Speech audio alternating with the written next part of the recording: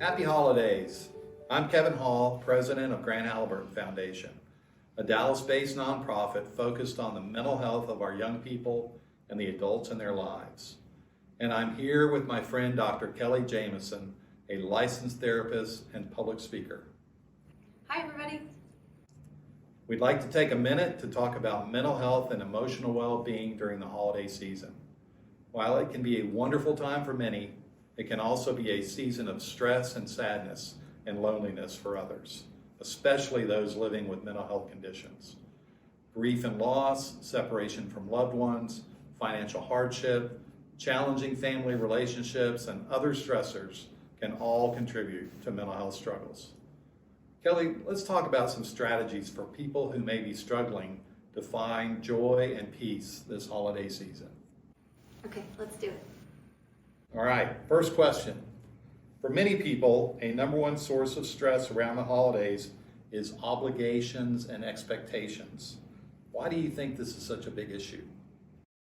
I think it's such a big issue because it's the one time of year where we are forced to be joyful and have fun, and everything around us tells us we're supposed to be happy and cozy and joyful, and for a lot of people, they just don't feel that way.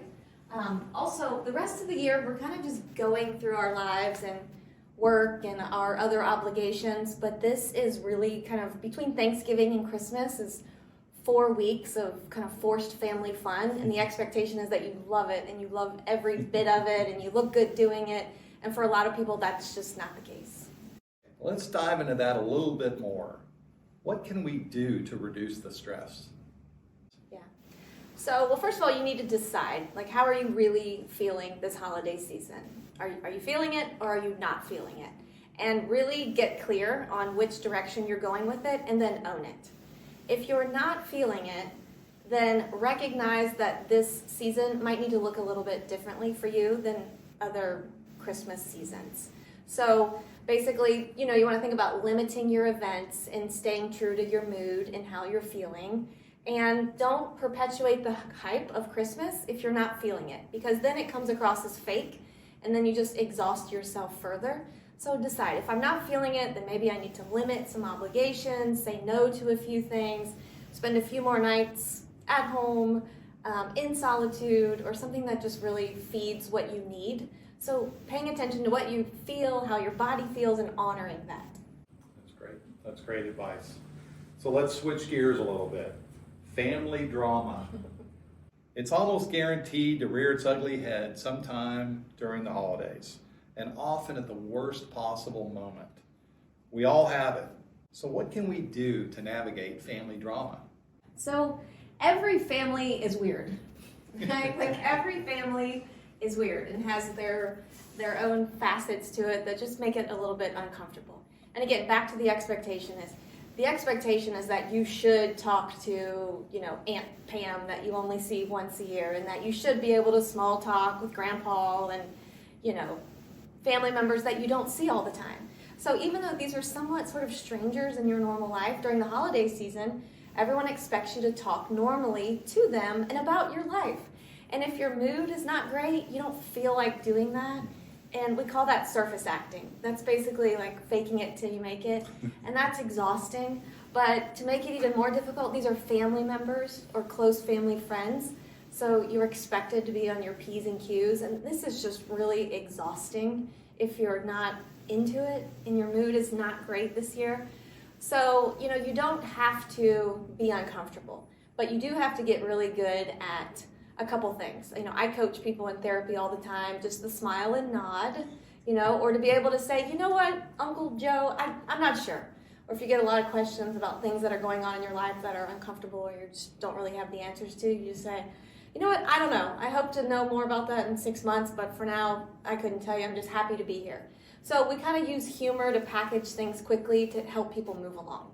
So it's the art of small talk, which is important during the holidays.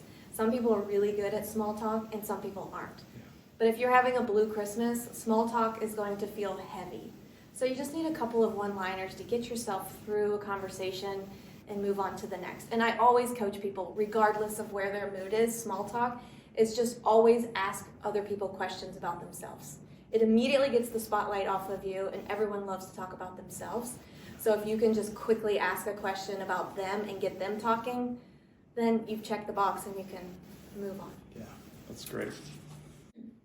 Now, the holidays can be especially hard for people who have lost loved ones. What can a person do to honor their loved ones, but still find joy and comfort in the holiday season? Yeah, this is a tough one for sure. Again, you have to spend some time doing a lot of self-checks on where are you with your grief and where are you with your loss. Is it so fresh and so new that you are just not fit for public? And if so, you need to honor that and figure out ways to honor that person in your own personal time. And that's maybe looking at photos or videos or holding some of their personal items and spending time doing that. But if you feel like you can be out and about in public or with family or friends, then a great thing to do is to go do something that they loved to do when they were here, and go to that special event or that special shop or that special park or that special restaurant and honor them in that way. But if you're not feeling it, don't try to go out in public and do something. So just be clear. Do I need to do something at home where it doesn't matter what I look like and it doesn't matter if I'm a crying mess or if I'm upset, or can I go out in public and do that? So it's a lot of honesty with yourself about what you're capable of doing and honoring that. This is great stuff, Kelly. Now, what would you say to someone who is really having a hard time and struggling with their mental health? Well, anyone struggling with mental health, regardless of holidays or not, is really recognizing when you need help outside of what your friends or family is capable of doing for you. In mental health, there are different levels, and if you've sort of leveled up in that you need professional help, you really need to be honest with yourself. Mental health is not really anything that is an inside job. If you're feeling like your friends and family aren't helping you get to that next level or helping you work through it, then you have to make some phone calls. And generally that's your primary care provider, a school counselor, a church leader that you feel comfortable with, people who have resources that can help you through that. Family and friends are great with being the sounding board, but oftentimes the step 2, which is the help, sometimes they struggle with that part. And that's where you really need to invite some professionals into it. So just, again, recognizing if friends and family are helping you in the way that you need, or if you truly feel you need more, then that's not going to be a friends and family conversation. That's going to be a professional conversation. And there's lots of resources to help with that. Kelly, thank you so much for joining me and for all this helpful information. Thanks to the North and Central Texas Conferences of the United Methodist Church for creating this wonderful resource website. Also, dozens of churches across the 2 conferences are hosting Blue Christmas services, worship experiences to offer hope for people of all backgrounds, beliefs, and struggles. You can find a full listing of those services, including dates, times, and locations, on this site. It's very common to experience stress this time of year. Remember to take care of yourself this holiday season and make an extra effort to truly connect with your friends and family. Someone in your life may need that connection more than you know. Whether you're struggling yourself or caring for a loved one with mental health issues, I hope you get the help you need and find strategies to experience joy and peace this holiday season. Thank you, Kelly.